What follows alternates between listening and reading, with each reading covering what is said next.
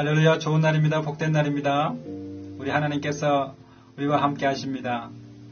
오늘은 창세기서 15장 1절의 말씀으로 은혜를 나누고자 합니다. 이후에 여호와의 말씀이 이상 중에 아브라함에게 임하여 가라사대, 아브라함아 두려워 말라.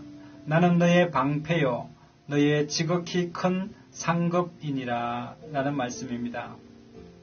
여기서 이후에라는 말은 소돔과 고모라에 살던 사람이 그돌라 오멜이라고 하는 동맹국가의 왕에게 침략을 당해서 소돔 왕이 그의 가족들과 또 주민들과 또 많은 가축과 소유물들을 그 그돌라 오멜에게 빼앗겼습니다.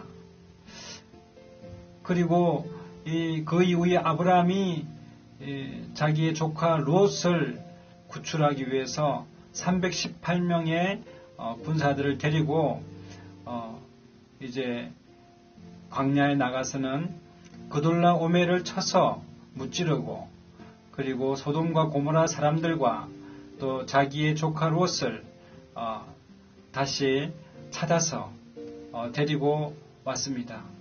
그때 많은 소유물들도 가지고 오고 전리품들도 가지고 오다가 살렘왕 멜기세덱을 만나서 축복을 받고 이제 자기 본국으로 돌아오는 때에 소돔 왕이 나와서 아브라함에게 이렇게 말하는 겁니다. 오해하면서 이렇게 말하는 거죠.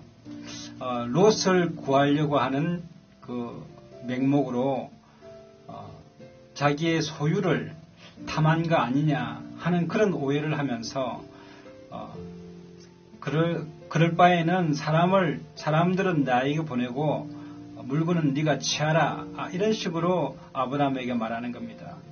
그러니까 아브라함은 정말 목숨을 걸고 전쟁을 해서 소돔 왕이 있던 그 나라 주민들과 소유물을 다 찾아서 주려고 했는데 소돔 왕이 은혜는 알지 못하고 감사하다는 말은 하지 않고 그렇게 오해를 하는 겁니다. 롯의 이유로 자기의 소유물을 탐한 거 아니냐, 욕심을 낸 거 아니냐, 이렇게 말을 하니까 아브라함이 기분이 나쁜 거예요. 그러니까 창세기 14장 12절에 천지의 주제시요 지극히 높으신 하나님 여호와께 내가 손을 들어 맹세하노니 내 말이 내가 아브라함으로 치북케 하였다 할까 하여 내게 속한 것은 물은 한 실이나 신들매라도 내가 취하지 아니하겠다. 그러니까 소돔 왕의 것은 내가 다 돌려주겠다 이겁니다. 괜히 이거 가져갔다가 네가 그런 식으로 오해를 하는 거 내가 원치 아니한다, 이런 말이죠.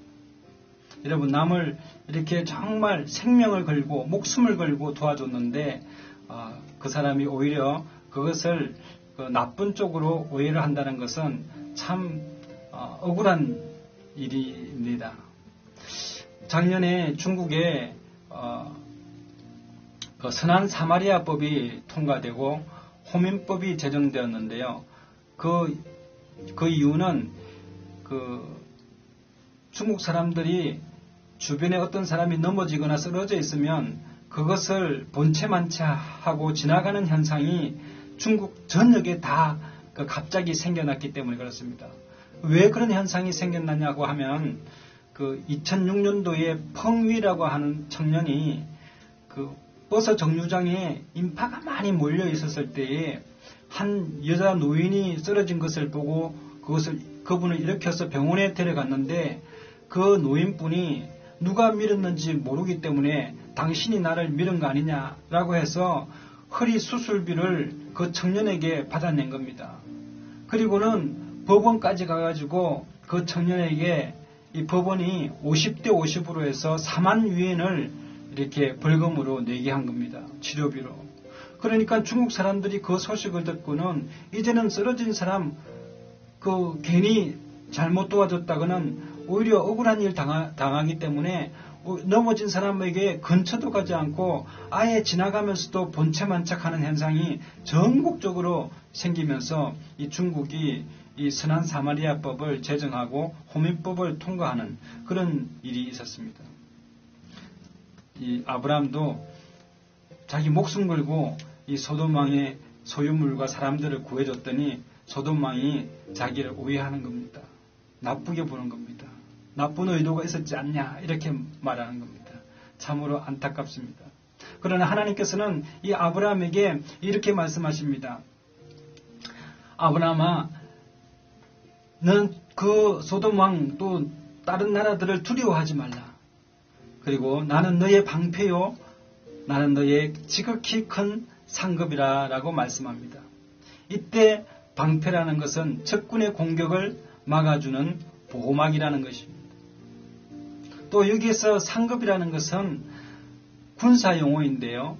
전쟁을 하고 나면 많은 이게 승리하고 나면 전리품이 있는데 이 전리품보다 더 큰 상급이 바로 하나님이다 라는 겁니다. 여러분, 아브라함은 하나님 앞에 이렇게 항변합니다. 하나님, 그러면 저에게 무엇을 주시겠습니까? 이렇게 물어봅니다. 그랬더니 하나님께서는 여호와의 말씀이 그에게 임하여 가라사대 하늘을 우러러 무뼈를 셀 수 있나 보라. 아브라함을 하나님께서는 이끌어서 밖으로 나가셔서 하늘을 쳐다보게 하셨습니다. 하늘의 무별들을 바라보게 하셨습니다. 그리고 이 많은 무별들처럼 너의 자손이 이렇게 많아지리라 라고 꿈을 주시고 소망을 주셨습니다. 여러분, 우리가 인생살이 살다 보면 정말 좁은 영역에서 이렇게 시야가 좁아지는 경우가 있는데 그럴 때에는 가끔씩 우리가 밖으로 나가서 우주를 바라보고 무별들을 바라보면서 이 온 우주를 창조하신 지극히 높으신 하나님, 전능하신 하나님을 묵상하게 되면 우리 하나님이 우리에게 얼마나 큰 상급이고 우리에게 큰 능력이 되시는지 깨닫게 되는 것입니다. 그것이 바로 오늘 하나님께서 아브라함에게 보여주신 하늘보기입니다. 하늘보기. 여러분도 가끔씩 마음이 답답하거나 시야가 좁아졌다 생각될 때에는 밖에 나가서 하늘보기 하시게 되면 놀라운 하나님의 큰 은혜가 임하게 될 줄로 믿습니다. 여러분, 우리 예수님께서도 이렇게 말씀하십니다. 사람이 떡으로만 살 것이 아니요 하나님의 입으로 나오는 모든 말씀으로 살 것이다. 여러분, 우리 사람이 사는 것이 먹고 사는 이 좁은 영역에만 그걸 가지고 사람이 살 수 있는 게 아닙니다. 사람은 하나님의 약속된 말씀이 있을 때에 우리는 평강 가운데 인생을 복되게 살아갈 수가 있습니다. 우리 하나님은 우리의 방패이시고 우리의 상급이십니다. 여러분, 아브라함의 아들 이삭이 그 땅에 가나안 땅에 흉년이 들어서 흉년이 왜 들었습니까? 비가 오지 않으니까 기근이 너무 심해서 물이 없어서 농사를 지을 수가 없는 거예요. 그런데 희한하게도 이삭이 가서 우물을 파는 곳마다 물이 나오는 겁니다. 그러니까 그 주변에 있던 그랄 지역의 아비멜렉이라는 사람이 이 우물만 파면 물이 나오니까 이삭에게 이것은 우리 조상 때부터 있었던 우물인데 더 이상 우물을 파지 말라라고 하면서 이삭을 쫓아냅니다. 그래서 이삭은 그 우물을 또 놔두고 또 다른 땅에 가서 또 우물을 파면 파는 곳마다 물이 솟아오르는 겁니다. 그 메마른 땅에서도 샘물이 솟아오르는 것입니다. 그러니까 아비멜렉의 또 종들이 와가지고는 또 그 우물을 빼앗아갑니다. 파는 곳마다 와서 빼앗아가는 거예요. 그런데 이 아비멜렉이 그런 과정 속에서 이삭에게 하나님이 함께 하시는 것을 깨닫고는 두려워했습니다. 그리고는 이삭에게 와서 이제부터는 우리가 이렇게 우물을 빼앗지 않겠다. 우리하고 화친하자. 약조를 하는 것입니다. 여러분, 하나님께서 이삭과 함께 하시니 그 주변의 나라들이 두려워하는 것입니다. 또 이삭의 아들 야곱이 또 외삼촌 집 라반에 가서 14년 동안 고된 노력하고 양을 치고 광야에서 잠도 자지 못하면서 맹수들과 싸우면서 14년 이상을 봉사를 했습니다.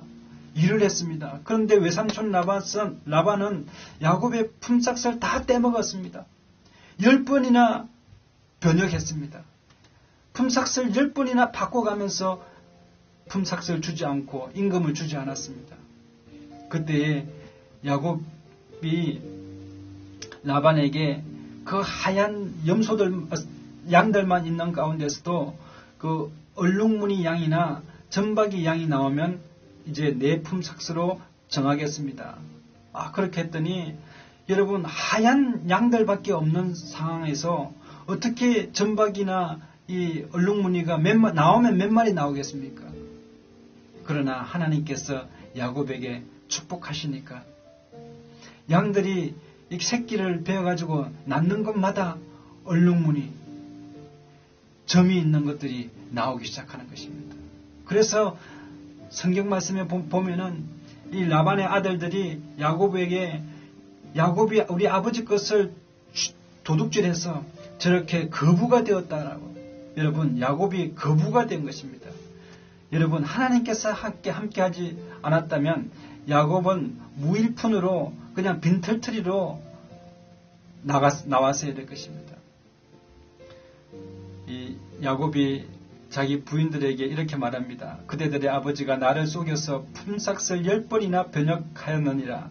하나님이 그를 금하사, 그러니까 그 아버지를 금하사 나를 해하지 못하게 하셨으며, 그가 이러기를 점 있는 것이 내 싹시 되리라 하면 온 양떼에 나은 것이 점 있는 것이요, 또 얼룩무늬 있는 것이 내 싹시 되리라 하면 온 양떼가 나은 것이 얼룩무늬 있는 것이니 하나님이 이같이 그대들의 아버지의 짐승을 빼앗아 내게 주셨느니라. 하나님이 라반의 짐승을 빼앗아서 나에게 줬다고 고백하고 있습니다.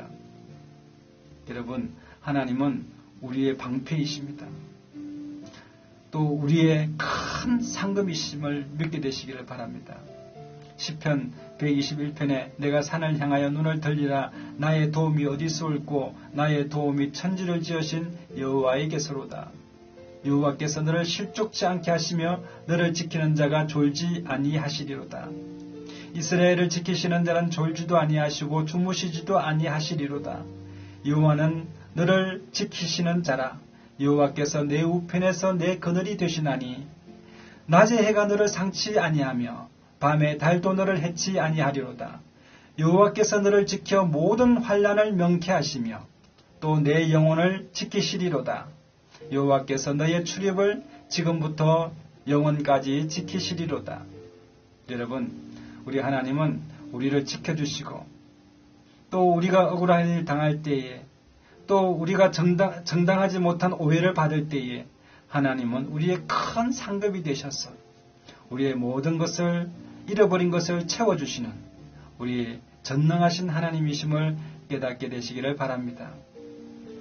혹 가끔씩 너무 시야가 좁아져 있고 마음이 너무 편협되어 있다면 가끔씩 바깥으로 나가셔서 하늘을 바라보면서 우주를 창조하시고 우주의 천지의 주제가 되신 우리 전능하신 하나님을 묵상하면서 하나님을 찬양하는, 그렇게 될 때 하나님의 놀라운 은혜가 여러분에게 임할 줄로 믿습니다. 기도하겠습니다. 참으로 좋으신 하나님 아버지, 은혜를 감사합니다. 아브라함과 같이 생명을 다해서 수고하였는데 하나님 소돔 왕은 그를 오해하고 오히려 비난하는 것을 볼 수가 있을 때에 하나님께서 아브라함 편이 되셔서 지극히 큰 상급으로 소망 주시고 꿈을 주시고 아브라함이 가장 필요로 하는 자녀의 자손의 축복을 허락해 주시는 것을 볼 때에 하나님, 아브라함은 하나님이 나의 방패요 나의 큰 상급이심이라고 고백할 수 있었습니다. 하나님, 우리의 삶 가운데 우리 주님은 우리의 방패요 우리의 큰 상급 되심을 우리도 믿사오니 하나님 아버지, 우리의 삶을 살아갈 때 온전히 하나님만 믿고 하나님 나아갈 수 있는 저희들 될 수 있도록 은혜를 베풀어 주옵소서. 소망 가운데 거하게 하심을 감사합니다. 예수님의 이름으로 감사하며 기도드리옵나이다. 아멘. 할렐루야. 우리 하나님께 영광의 박수 올려드리겠습니다. 우리 여러분에게 좋은 일이 일어납니다. 우리 옆에 분에게 사랑하고 축복합니다. 이렇게 인사하게 되시기를 바랍니다. 사랑하고 축복합니다.